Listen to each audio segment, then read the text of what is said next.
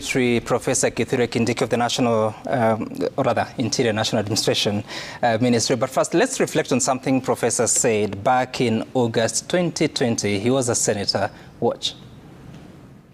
Mr. Speaker, history is replete with strong, generous, and powerful kings and monarchs who have been brought down by the power of the people.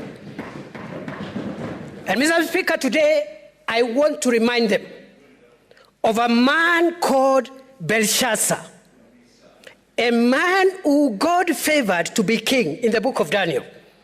Instead of being grateful that God has honored you among so many millions of citizens to be their leader, he entertained a government that was so divisive, so oppressive.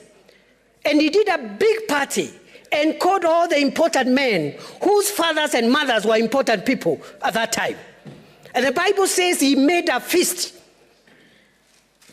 And he entertained them in that feast and even went on to commit sacrilege by using the utensils that had been taken from the temple to commit and drink the drink of fornication using the vessels taken from the temple.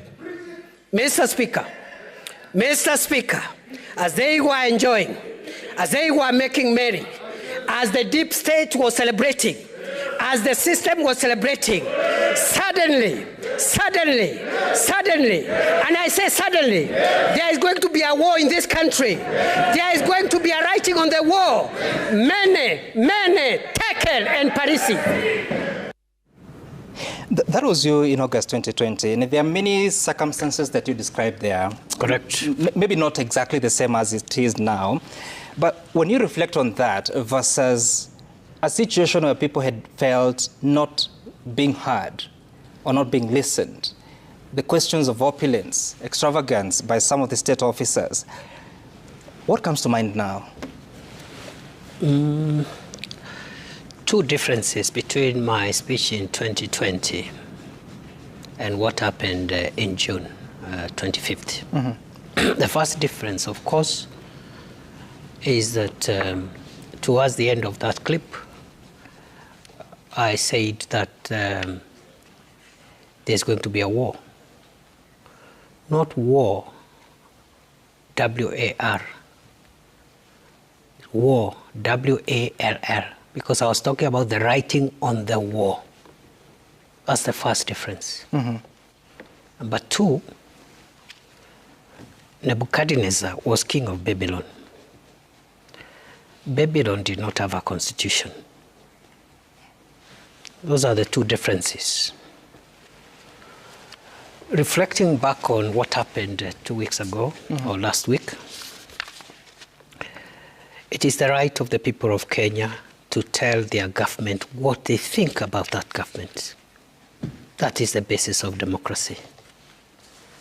Displeasure, disapproval, disaffection, all those things are democratic. They are constitutional because of Article 4 of the Constitution that says Kenya shall be a multi-party democratic state. And then the article goes on to define the coordinates that make the territory of Kenya. So, citizens expressing different views and telling government that, for example, the war against corruption is not strong enough. Citizens telling their government that they think government officials are living large. It's within their right, and it's within the tenets of democracy. Are they right? I didn't say they are right, I said it's within their right. Mm. Because asking me whether they are right is you're asking the wrong question. Or rather, you're asking the wrong person the right question. Because they are telling us, including me. So we are listening, and very seriously so. And as you've seen from the President's interview on Sunday and subsequent communications, mm-hmm. the government is committed not only to listen to what the people of Kenya are saying, but to implement every viable solution that can make our country better. And I want to support the position that time has come for our country to define its future and to relook at ourselves. And government, of course, being the duly elected agency to steer the affairs of the state, we have the responsibility to make sure that what the people are saying in terms of adjusting the way we relate to the people, the way we express ourselves, the way we do things, we must not only listen, but we must also adjust and correct ourselves. Okay. And therefore, just before you go to the next question, my problem as the country's security minister with the events of last week and subsequently, it's not the expression of disapproval or disaffection or disagreement or divergence. My problem as the country's security minister is violation of the Constitution by people who are making a case for the implementation and enforcement of the same Constitution, committing crimes, breaching peace, and all the other things, arson and looting people's property. So anybody in that space is an enemy of Kenya. I want even to use a stronger word than anarchist. It's an enemy of the country. And anybody else below that, anybody who is expressing themselves, who is saying this government needs to address corruption and opulence, is on the right side of the Constitution and must be affirmed. And we have heard you say, or rather, we have read you saying that this will be contained at whatever cost. Maybe you can help us understand what that exactly means. But also, the president at some point spoke about financiers and planners, stroke plotters of what has been going on. Who are these people? What happened on 25th of August You mean of was June? an attempt of June, sorry. Yep. Was an attempt to overthrow the constitutional order of our country. We have made progress in terms of tracking those who are responsible for hurting our national security. I want to affirm the words that you've said, you've quoted me. I want to reaffirm them, that the government will stop at nothing until we deal with dangerous people who planned, financed, and enabled criminals, not only to hijack a peaceful process, but also to hurt the country and spread fear and terror on the public of this country. I want to assure the people of Kenya there will be full accountability. I also want to clarify, because in the past we have had nearly similar incidents. For example, we had a serious breach of order at the National Tallying Center during the presidential election in August, 15th of August 2022. The impunity of not punishing the planners and orchestrators of those dangerous crimes is what has bred repeat behavior. For example, after the bombers process, we continued with business as usual. And therefore, this time round, I want to promise the people of Kenya, we will do it. Number two... Are these people known, the planners? Number two, I have said investigations are ongoing. We have a rough idea who they are. Don't tell me the name, but are you able to describe? Of course, I can't tell you. I don't want the names. There are two groups. Some are known merchants of crime. Their work is to facilitate criminal gangs. They've been on our radar. This time round, we have immutable evidence linking them to mobilizing criminal gangs. The second group is a group of opportunistic political operatives. And luckily for us as a country this time round, unlike in the past, when the opportunistic political operatives have been partisan, this time round, both at the national and local level, where there was a grave breach of law and order, we are tracking and we have evidence leading to political operatives from across the political divide, which is a beautiful thing for the country, because when it is eventually, when we are able to prosecute people across the political divide, this idea that the criminal justice system and the law enforcement system is for settling political scores will disappear.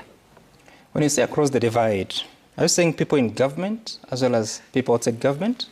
No, those are your words, Sam. What I mean, you should have asked me, what do you mean? No. You know, now you're saying, let me ask the questions, you will answer. I know that, but you know, my work also is to answer questions in the way which I deem appropriate. That's why I came. I came to answer your questions, not in your way, but in my way. Now, when I say across the political divide, I mean these are political operatives who are associated or who claim to be supporters of either the government political formation or the opposition political formation. That's what I meant.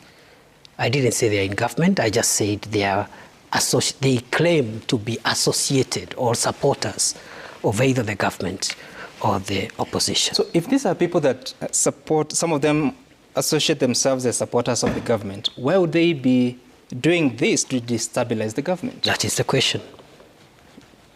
That is the question, Sam. So they're associated with the government? They claim to be associated. They claim to be associated. What does that mean, claim? That's what they say. They You're say, telling me. Yes, they say we are associated with the government. Yeah, that's what they claim. So what we've done as the law enforcement and national security organs of the state is to make sure that we blind ourselves to any allegiance of a political, religious, ethnic, or other nature, and make sure that we pursue criminals for who they are and prosecute them as a way of ending the impunity that this country has witnessed. Let's understand that more deeply, because you're saying that there are criminal gangs that have hijacked the demonstrations.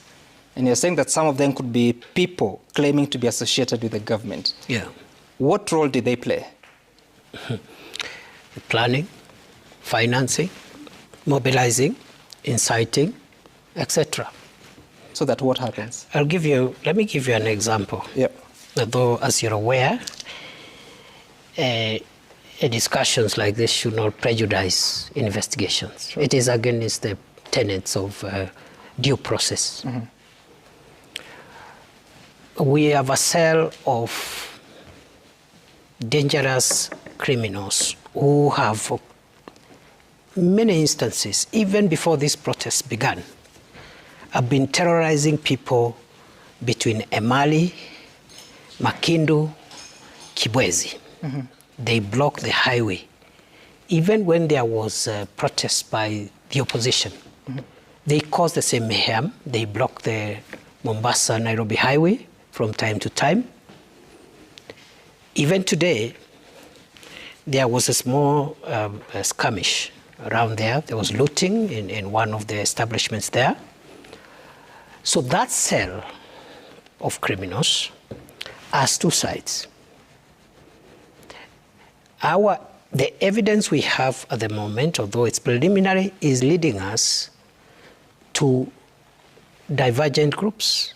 One of the groups is patronized or superintended by low-level political activists associated with the opposition.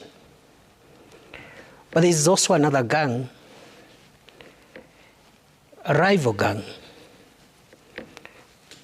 where evidence is pointing us to the patronage of local operatives along that stretch who claim to be supporters of the Kenya Kwanza administration. And therefore, the investigators are going to be very fair and will treat the evidence that we have, or the evidence that we'll get, with all the impartiality.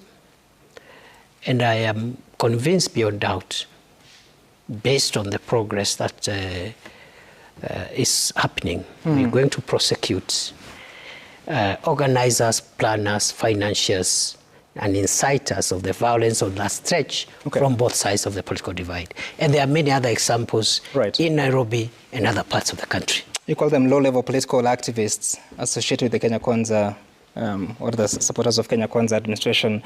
I'm just wondering if there's any patronage from senior politicians. We are not ruling out anything, so that could be a possibility. Senior to what extent? We don't know, but we'll go as far as the evidence. You have an idea. Why do you think so?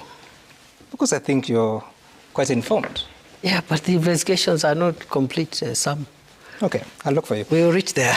Now, let's talk about the deployment of Kenya Defence Forces, because on 25th of June, that is last Tuesday in the evening, we saw the Cabinet Secretary for Defence saying there's a security emergency, and therefore KDF would be asked to support the National Police Service in containing the situation. First, what is security emergency? A security emergency is not defined in the Constitution. So you can look up at your dictionary. An emergency is a security emergency is a threat, a security threat that emerges and poses significant strain on law enforcement that requires reinforcement and perhaps special operations. That is my description, but as I have said, it is not described in the Constitution. But as a scholar of constitutional law, I have an idea what a security emergency would constitute. It must be an unplanned situation, which is a threat to the security of the country, which requires special operations, special planning, and possibly reinforcement of the existing deployments. So who decided there's a security emergency? Who decided? There's a security emergency. The decision on what constitutes a security emergency is a decision that is to be made by the organs of national security established in Article 239, 240 of the Constitution. And therefore, the preservation of internal security falls within the National Police Service, of course supported by the National Intelligence Service. The protection of our defense, the defense of our borders, is actualized through the Kenya Defence Forces, which of course has a military intelligence component. Right. So when a threat like what we consider to be an emergency last week happens, the Cabinet Secretary for Interior, after consulting, of course, the service commanders, makes a request to the Cabinet Secretary for Defense in the case where we would request the application of Article 241 3B or 3C. So in this case, the procedure there was followed, and after the request is made, the Minister of Defense, of course, uses the internal mechanisms within the Kenya Defense Forces and consultations. And of course, once a decision is made, the Inspector General of the National Police Service and the Chief of Defense Forces meet, and in this case they met, to plan what we call an operational order, how the support requested to reinforce the National Police Service in this emergency will be conducted. And the rest, of course, is the work. Once the Minister of Defense gazettes the reinforcement of the support, the operational issues are agreed between the Inspector General of Police and the Chief of Defense Forces. So, as the man in charge of internal security, you are convinced it was a security emergency? Beyond any doubt. And then the Cabinet Secretary for Defense described or used a word that is not defined in the Constitution, but used a constitutional provision to deploy the KDF. My brother was here yesterday, so I don't want to speak for him. What I know, collectively, I can tell the country without any fear of contradiction that all the procedures of the interface between the organs of internal security and our Kenya Defense Forces were followed, and whatever gaps existed, the courts, and I say this with pride, assisted us to regularize that gap. And we had no problem once the court said, fine, this is an okay decision, but do ABCD. We complied within 24 hours. You see, let's talk about the process, because the Cabinet Secretary for Defense, Aden Duale, used 241.3c that talks about the Defense Forces shall assist and cooperate with other authorities in situations of emergency or disaster and report to the National Assembly whenever deployed in such circumstances. But then the following day, very early in the morning, the National Assembly was called, but it was debating a motion that has 241.3c that talks about the Kenya Defense Forces, the Defense Forces may be deployed to restore peace in any part of Kenya affected by unrest or instability only with the approval of the National Assembly. What was that confusion about? Because the Cabinet Secretary is using a different clause. The National Assembly is debating a motion that includes an extra clause. You know, that is just legal semantics, which, in other words, when you have an interface between KDF and NPS, it's either paragraph B or C. And depending on the situation, paragraph B would apply, and depending on other situations, C would apply.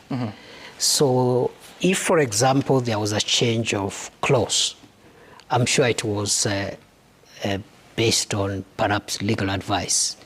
Because as we said, even after the decision was made, when the matter was adjudicated by court, the courts assisted us, because the work of the judiciary is to help us interpret the law. Right. And said, this is the gap which is there. And then we rectified it. So as to whether it was under paragraph B or C, those are interpretative issues, and any corrections or adjustments most certainly would have been occasioned by legal advice. Had you seen the Gazette notice before it was published? Yes. Or the draft? Yes, but I had seen it, but the Gazette notice was the Gazette notice of my brother, the CS for Defense. It was not my Gazette notice. No, I'm asking that because you said you're a constitutional lawyer, and indeed you are, so probably those are issues that you're also reflecting on. Are you doubting? No, I'm not. Okay. I just said indeed you are. There's nothing to doubt, Waziri. So I had seen it, but not as a constitutional lawyer. I had seen it as the Minister for Interior.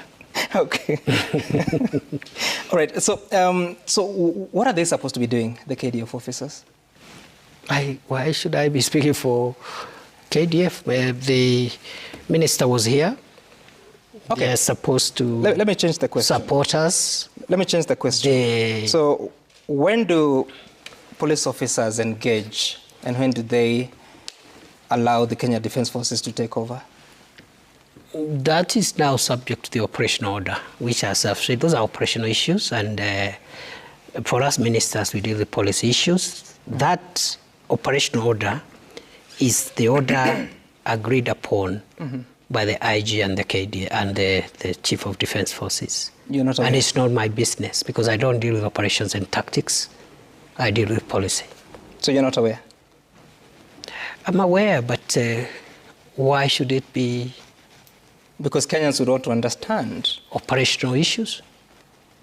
When they're walking on the streets. Look, was it? If a police officer is enforcing the law, the only guidance that they receive from us and from government is to make sure they comply with the Constitution. The rest, these are trained professionals. That's what they do. They are professionals. How do you ensure they comply if you don't want to talk about what exactly they're supposed to be doing on the streets? We give them constitutional guidelines, legal guidelines, so that they don't go outside the law. In between, tactical issues and maneuvers and the methods, so long as they are constitutional, that's what they spend 1 year training for.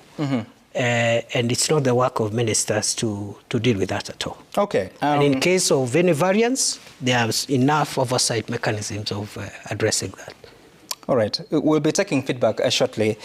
But as we do so how does the government regain confidence of the people moving forward? Because the past few weeks and actually months have been quite something if you had to look at the reactions of Kenyans on different platforms, but also even on the streets. How do you walk that journey? By listening more, engaging more, and acting more. That way, I believe government will improve on its current rating. And I don't think it has an option. Now, Waziri, lately, I'm waiting for the questions, but as we wait for that, lately there has been a bit of conflict within the government that you also part of, the administration that you're part of. And I've seen you speaking quite authoritatively about people that are keen on taking back the country to the times of tribalism. What is going on? Because you've had the president speaking from a different direction and the deputy president speaking from another, to an extent that even there appears to be some conflict within the National Security Council when the deputy president comes and attacks or speaks about the National Intelligence Service Director General. What's going on? What is going on, I think, is just expression of views, which is okay in a democratic state. However, the reason that I, for example, have occasionally made public comments about certain things is because of the role that I am currently playing as the country's Interior Minister.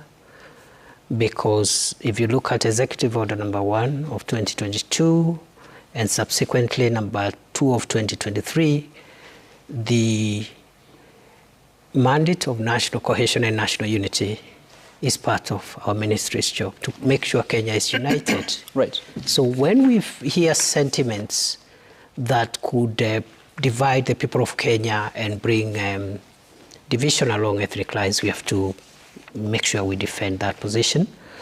And also, just to clarify government policy, because as you know, ministers ministers are supposed to be neutral, except in defense of government policy.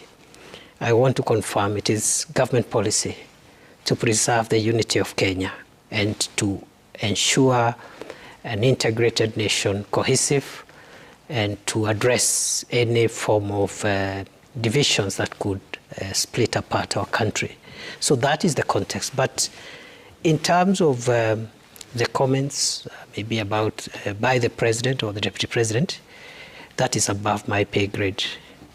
I cannot really comment on the statements by the president or his deputy. And maybe there are ways in which you can find that information from them. Mm-hmm. And also, the deputy president is the deputy of the president. It's not my deputy. If you are talking about my deputy, then you tell me, can you tell us about you and your deputy? So on that note, I would not want to venture in that space. Mm-hmm. I'm very clear in my mind that national unity, national cohesion, and the inclusivity of the people of Kenya is not only a constitutional imperative under Article 10 of the Constitution, but it's also the policy of the Kenya Kwanza administration, which I'm part of. And speaking about that, because for sure, cohesion of the country is within your mandate, but are you concerned that you may be protecting the cohesion of the country, but cohesion of the administration is at risk? First, let me say that government has to be cohesive so that it can be delivered. For sure, that is a fact.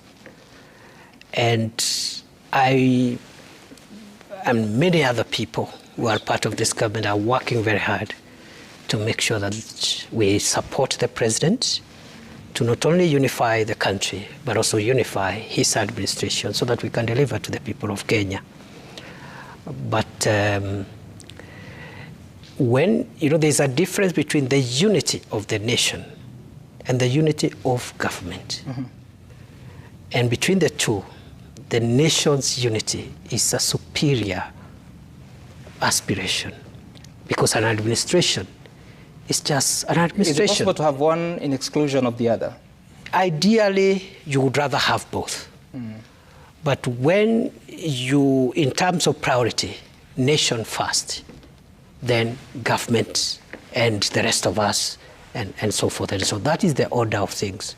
And because I have cited Executive Order Number 1, which is spelling out delegated responsibilities, if you look at it, it talks about national cohesion and integration. Mm-hmm. I have no mandate to unify the government of Kenya Kwanza. Okay. But I have a mandate under that document mm-hmm. to defend, protect, and promote the unity of Kenya. You've said something interesting. But of course, I would, as a responsible member of the Kenya Kwanza administration, and in the spirit of collective responsibility, I and many other colleagues are working so hard to ensure that we continue reading from the same script, working together, and promoting unity of purpose. Okay. Because it is the right thing to do, and it is in the public interest, and it's in accordance with the Public Officer Ethics Act, as well as Chapter 6 of the Constitution that binds all of us. You've said something interesting, that nation first. And I'm just reflecting on the name of your administration, Kenya Kwanza. It's actually the same thing. It's not by coincidence. It's a policy. Yeah. It's a nomenclature which speaks of to policy. You're saying that to support the president to unite the country, I don't know what that means, because it is a presidency. Exactly that. As I've told you, the president has his deputy, and those are the foremost state officials. Yep. The rest of us, ministers, PSAs, and other people, mm-hmm. Civil servants, our work is to support them to deliver.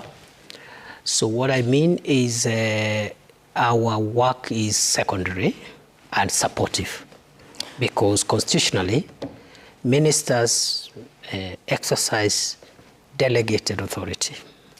All right. The authority of the people of Kenya is with the president, and when he was running, he had a deputy president, in that order. Okay. I hear you, Waziri. Let's take a look at the feedback that has come to us at Citizen TV Kenya, at Sam Gituku, the hashtag to use is Citizen Tonight. You don't say your name. Ask him who gives him orders and whether he sanctioned for shoot-to-kill order during the protests, at what time are police supposed to shoot to kill? Will he take full responsibility for the security breakdown, and when will he resign? Probably you could respond to that first.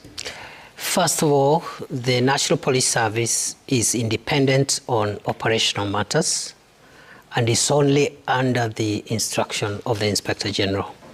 The work of the minister is to give policy directives and policy guidance. Okay. All right. We'll take another feedback that has come from Boniface Mwangi. Government spokesperson Isaac Mora said that Russians are funding protests. Is that true? The president claims treason was committed. How come those who allegedly did that are still free? Why disrupt peaceful protests? Reparations for those they killed and maimed? Who are the goons and financiers, and why are they still free? Why are the police still abducting people? When is he resigning? Those are many questions. Very many questions. Let me answer a few. Yeah. Especially, I've seen the resignation thing was even in the other question. Yeah. First of all, it's not in my place to talk about foreign countries, because we have a foreign affairs ministry. Number two, in terms of shoot-to-kill orders, I have said operational independence of the police is guaranteed in the Constitution.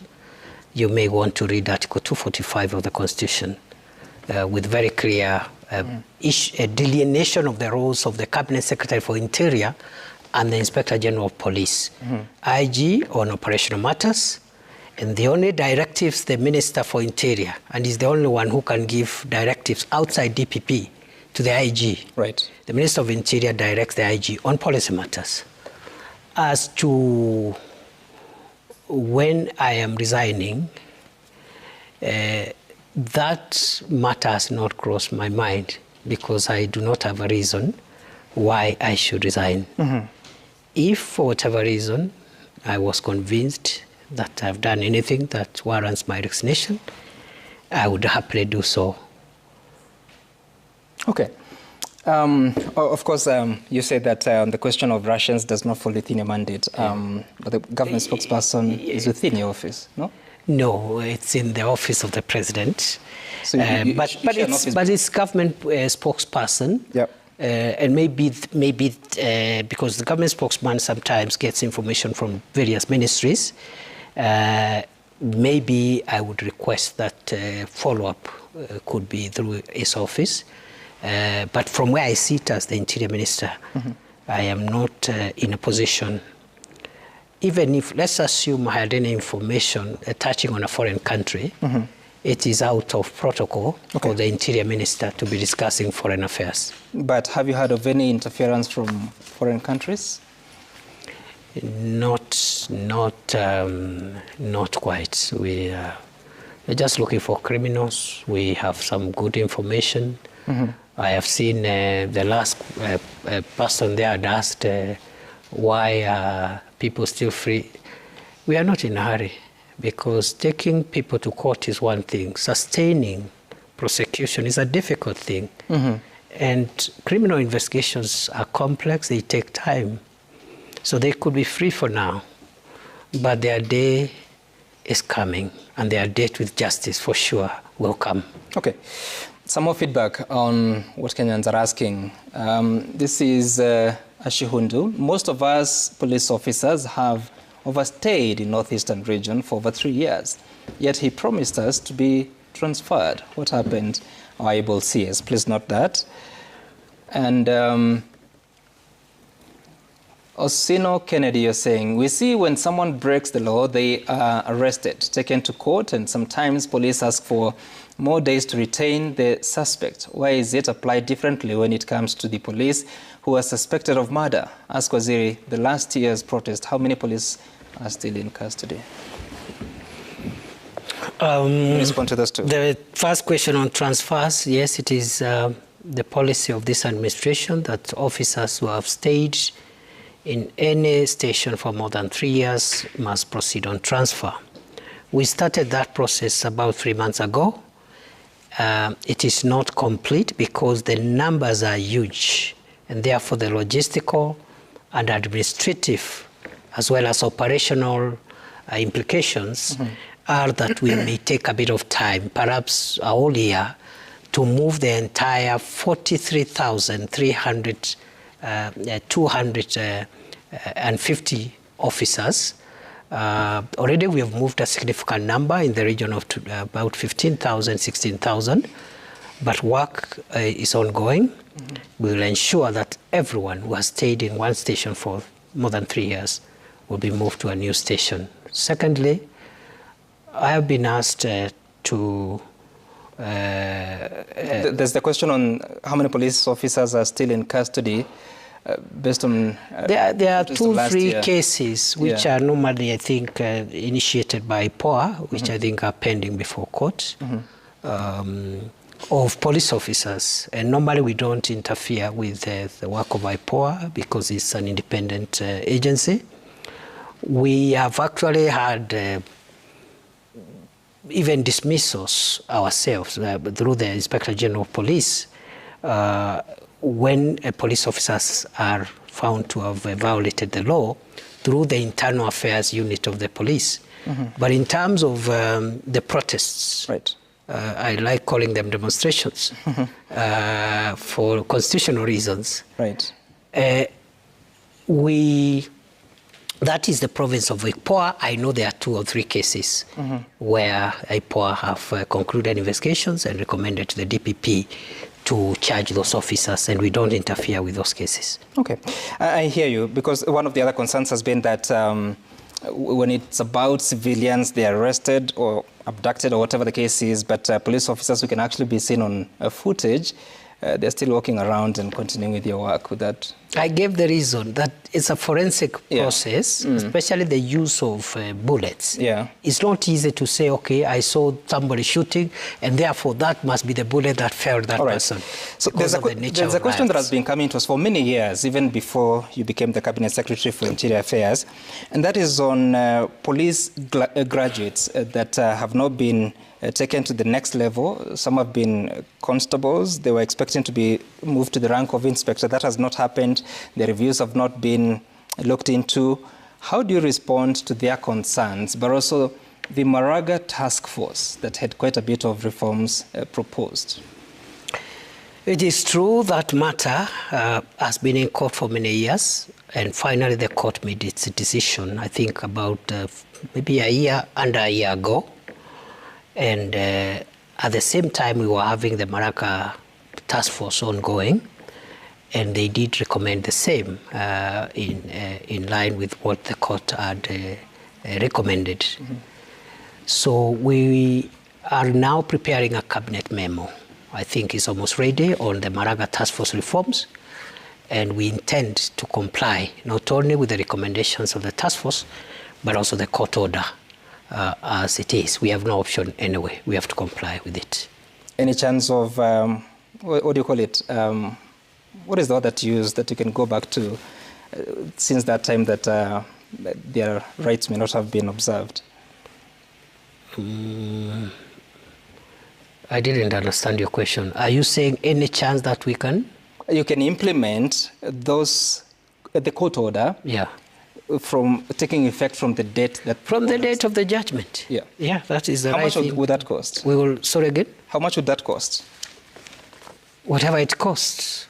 If we find that the budget will not allow, we will just have to negotiate a phased-out implementation. We may have to go back to court again and request fresh orders on implementation. But in terms of implementing the court order, we have no option. We have to comply. So we have not gone there yet because we are waiting for this CAB memo, which is going to adopt formally the task force recommendations so that now we can implement them as policy decisions of Kenya Kwanza administration. Okay, I think what I was looking for is backdating. But there's a question here that you framed suspect to be in 2 groups, but now you're going back to look for the offenses. So you already know who the offenders are. But now you're looking for the offences? How does that work? I don't think I understand fully, but point is, what helps you categorize offenders is the facts. Okay, Mr. So-and-so, who is he? What do they do? What is their profile? And then they have done this offense. That's why I said the one group are political operatives, and their work has been to mobilize people, to block highways, to ban infrastructure, etc., to loot. And then there are criminal gangs, which have existed. Some of them were resurrected during these demonstrations, especially in Mombasa and Nakuru. So it's the facts and the profiles of the people linked to those facts is what has helped us to categorize the two groups of offenders. So just in winding up, your main concern is the violence, the criminal activities, or it's also the demonstrations themselves? Why would I have a problem with demonstrations? Does online mobilization have an issue here? No, mobilizing people to demonstrate is lawful. Okay. But mobilizing people to loot people's shops or obstruct traffic or to ban the railway is criminal. All right. Waziri, I have to thank you so much for making time for us, for coming to have this conversation. And we hope that you, the viewer, has also benefited with so much information from the conversation. And just remind you that we didn't have News Gang tonight for the purposes of speaking to Professor Kindiki, who is the Cabinet Secretary for Interior Affairs and National Administration.